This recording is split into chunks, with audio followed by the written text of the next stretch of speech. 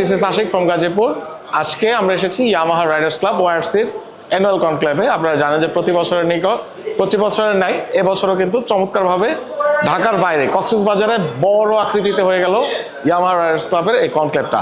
তো প্রতি বছরই আয়োজন হয়, তবে এবার স্পেশাল হচ্ছে ঢাকার বাইরে কক্সবাজারে বাইকারদের বিশাল মিলন মেলায় কিন্তু পরিণত হয়েছে। তো ইয়ামাহা রাইডার্স ক্লাবের কনক্লেভে যেটা হয়, বেসিক্যালি সারা দেশ থেকে বিভিন্ন জায়গার বিভিন্ন জেলার বাইকাররা রাইডার্সরা একত্রিত হয়ে একটা জায়গায় গেট টুগেদারের মতো করে, অ্যান্ড সেখানে তাদের সারা বছরের যে অ্যাক্টিভিটিস সেগুলো নিয়ে আলোচনা পর্যালোচনা হয় এবং তাদের অ্যাক্টিভিটিসের ভিত্তিতে তাদেরকে সম্মাননা প্রদান করা হয়, তাদেরকে ক্রেস্ট প্রদান করা হয়।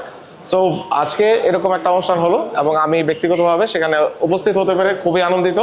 তো ওয়াইআরসি কনক্লেভ বেসিক্যালি এটা ভ্রাতৃত্ব এবং বাইকারহুডের একটা রিপ্রেজেন্ট করে। আপনারা জানেন যে বাংলাদেশের সবচেয়ে বড় গ্রুপ, সবচেয়ে সুসংগঠিত গ্রুপ কিন্তু ইয়ামাহা রাইডার্স ক্লাব, যারা বাইকিংয়ের পাশাপাশি বাইকিং ছাড়াও কিন্তু বিভিন্ন রকম মানবিক কাজ এবং বিভিন্ন রকম সামাজিক কাজে সবসময় অংশগ্রহণ করে থাকে। তো ইয়ামাহা রাইডার্স ক্লাবের প্রতিটা আয়োজনই আমি চেষ্টা করে থাকার এবং এবছর কনক্লেভে আছি এবং আশা করব ভবিষ্যতে এই কনক্লেভ প্রতি বছরই হবে এবং চমৎকার এরকম আয়োজন হবে এবং আমরা উপস্থিত হতে পারবো। সো সবাইকে ধন্যবাদ এবং ইয়ামাহা রাইডার্স ক্লাবকেও ধন্যবাদ আমাদেরকে এরকম একটা আয়োজনে ইনভাইট করার জন্য। সো এরকম ধারা বজায় থাকুক এবং ইয়ামাহা রাইডার্স ক্লাব তাদের উত্তরোত্তর সাফল্য কামনা করছি। Yes Yamaha.